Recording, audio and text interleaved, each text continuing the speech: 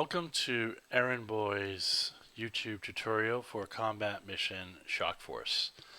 This is my first video, so I'm sure I'm going to be a little bit new at this, so bear with me and hopefully you enjoy it. I basically making this video because this is a game that has interested me for a long time, and I wasn't really able to find a lot on the YouTube as far as tutorials and whatnot that really gave me a good idea as to the playability, as to if I was interested or not in buying it. So I thought I would take a shot at this. I'm playing the Combat Mission Shock Force. This is the 4 modules that make up this Shock Force game. You can buy them individually as well, but as you see here, I have all 4. So what we're going to do is I'm going to load a save game that I played recently, if I can find it. There we go. So what we're mostly going to cover in this tutorial, and I'm going to try and keep it short. I don't want it to go on too long. But we're going to cover the map, the types of units, the way that you can issue commands to the various types of units, and also the setup phase, in addition to showing you how to navigate and move around the map with different camera views and settings. You can see here we're just about loaded up 53%. I'm playing this on an iMac that's about 4 or 5 years old. It's a 27-inch. It runs pretty good. I don't have it maxed out on the settings, but it certainly suffices for me for this type of game. So here we are in the briefing screen where they include information about the enemy forces, the types and disposition. The same for friendly forces, the terrain and weather, and what the actual mission is. You can hit next to take you to a second screen, which gives you a glossary as to abbreviations, what they stand for.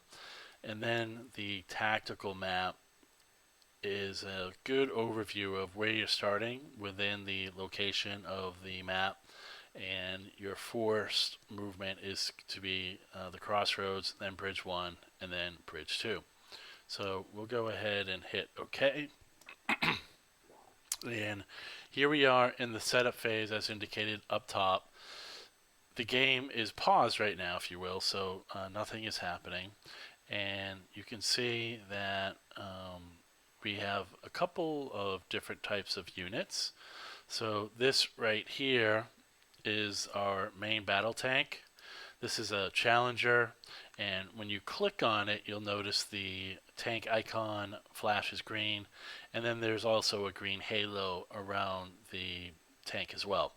Down below here, you have a summary of information on the tank and the crew, in addition to information on the ammunition and supplies that the tank may or may not be carrying.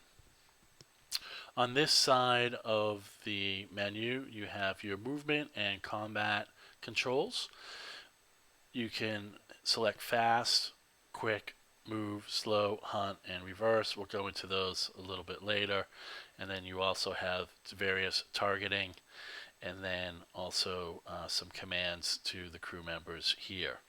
So this is the main battle tank. You can see here that we have a infantry fighting vehicle. This is a Warrior. This is a pretty standard British Army infantry fighting vehicle. It has a 30mm cannon you see here, and then a small, well, not small, but visibly small, a 12mm coaxial machine gun here, and smoke grenades as well.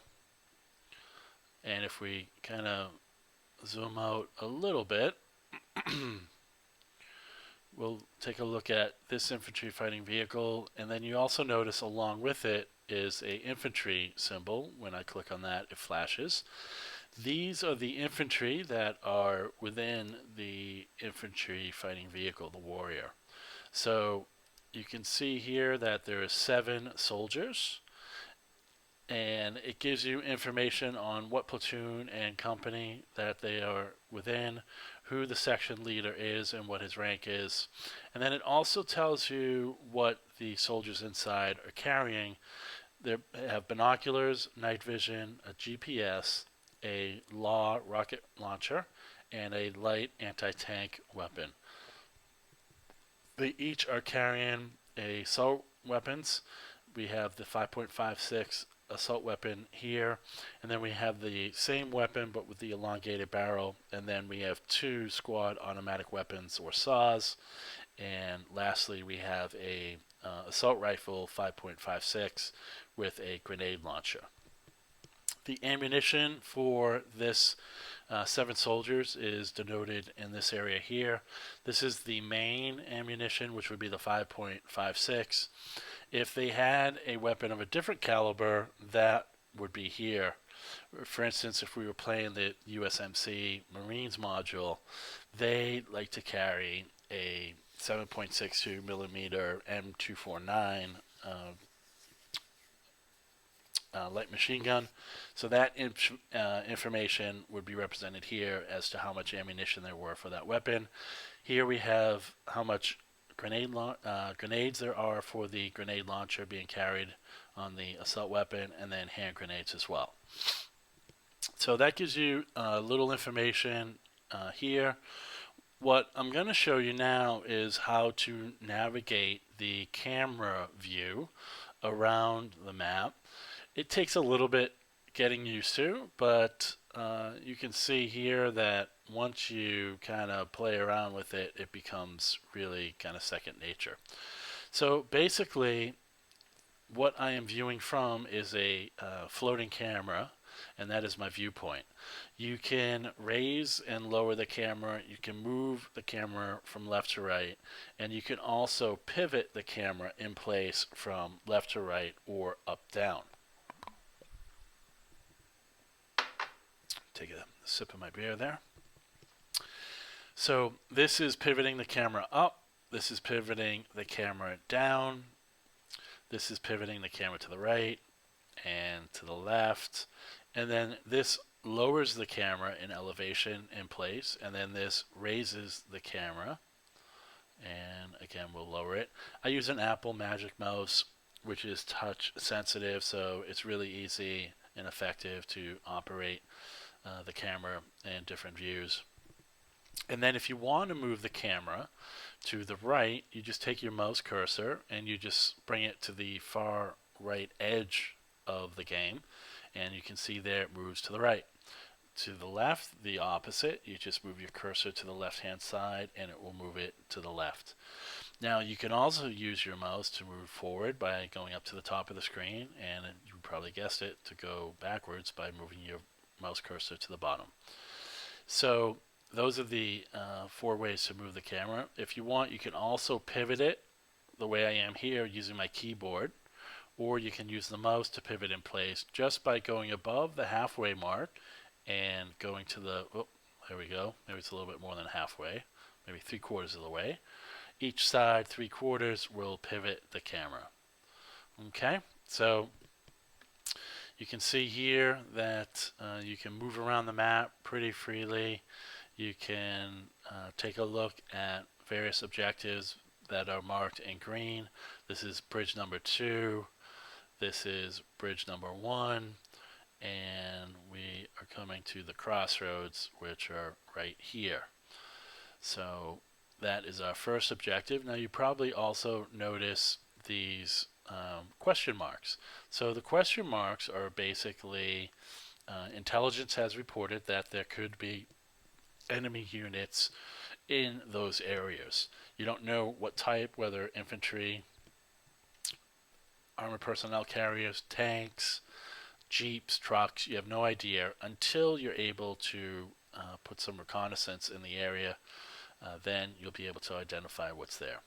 So we're going to move back to our start point here, and you can see the blue part is your setup phase. I can arrange all my vehicles and units in that setup blue area. They don't give you a whole lot of room to do that, so there isn't really too much importance in that, or at least for this map. But what I do like to do in the setup phase, especially for a map like this, is to go in on my, we'll start from the left, moving to the right, go into my infantry, and we're going to select the S key. And each of these available buttons you can see has a accompanying keyboard command. You can click on it or hit the keyboard command, which I've just done to open up. Now we're going to go to acquire, and I'm basically going to have this infantry unit of 7 soldiers acquire weapons that are being held within the infantry fighting vehicle. So right now they're carrying as much 5.56 as they can carry. There are 6 empty slots here. So they currently have 2 laws, which are light rockets.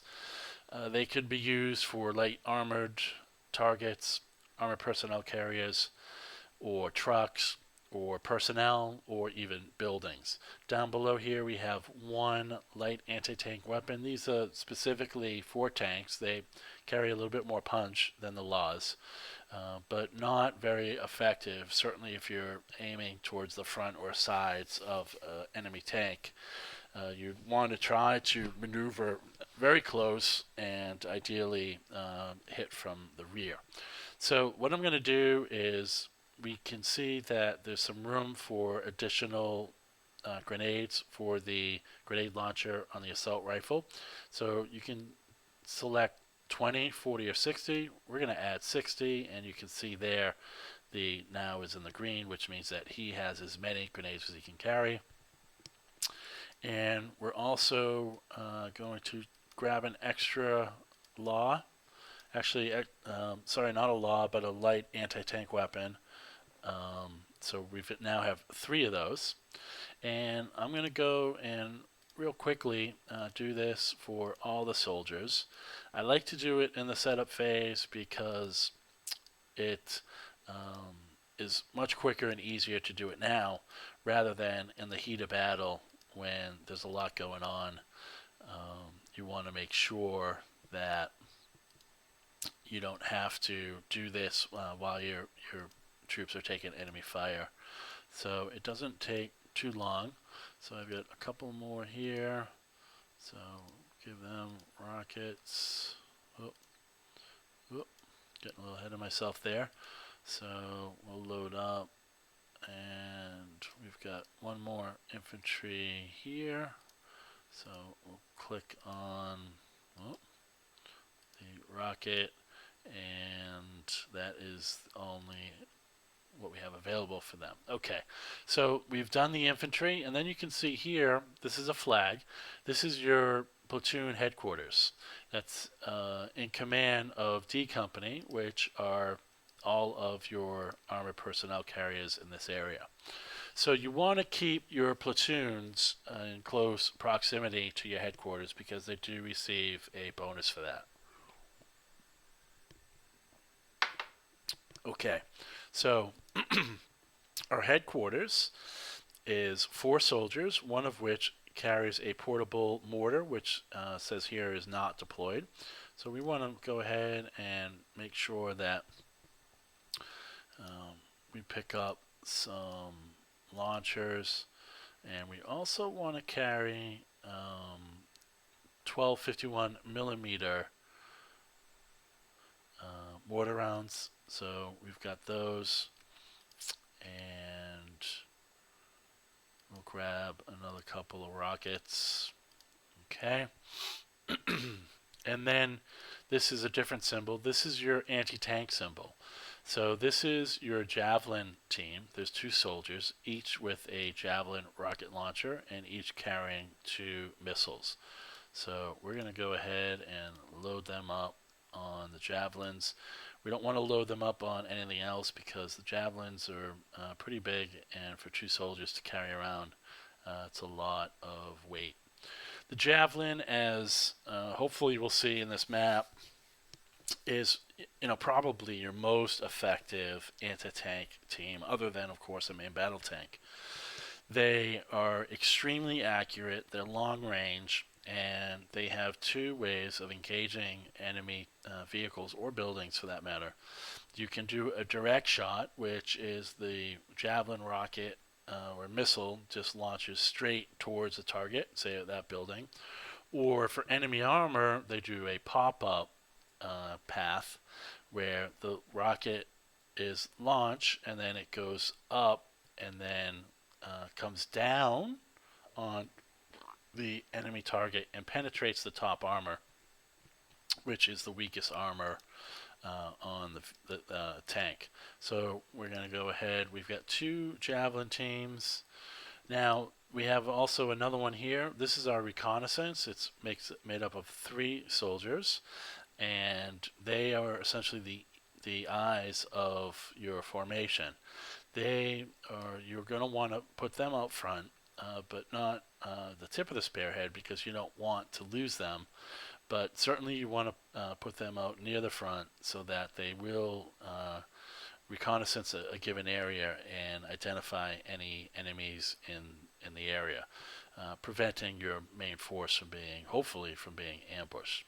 So I'm going to attack this kind of on 2 fronts.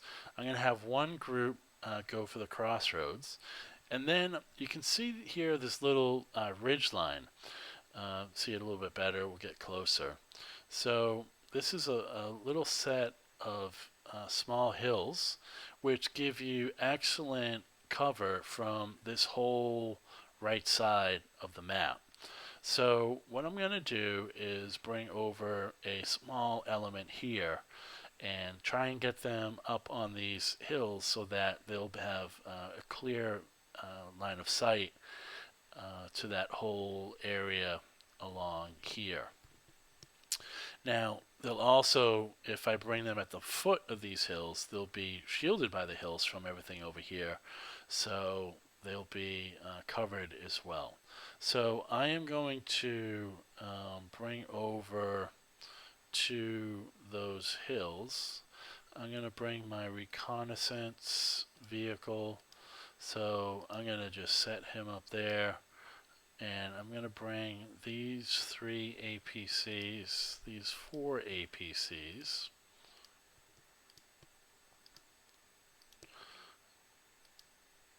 So what I'll do is just real quickly, just bring them over here. I'm also going to bring over some tanks. Now, the tanks will go behind the APCs. And you know what? I think what I'll do is I'm going to swap out. Well, actually, you know what? I'm going to bring both anti-tank teams over here as well. I think if I can get them up on these hills, they will have an excellent field of view of all 3 objectives, and we'll easily be able to take cover behind these hills if they become engaged. So we've got the rest over here, which I'm just going to very loosely kind of set up here. So I think that is about good for now. And so my strategy is basically this element here I'm going to bring over to the foot of these hills. And this element here is going to attack the crossroads from this direction. So we're now ready to get started, and this will be the end of part 1, and part 2 will be executing this command and showing you how to move vehicles and issue orders. Thanks very much, and I hope to see you on part 2, and please feel free to leave comments. Always interested in feedback. Thanks very much.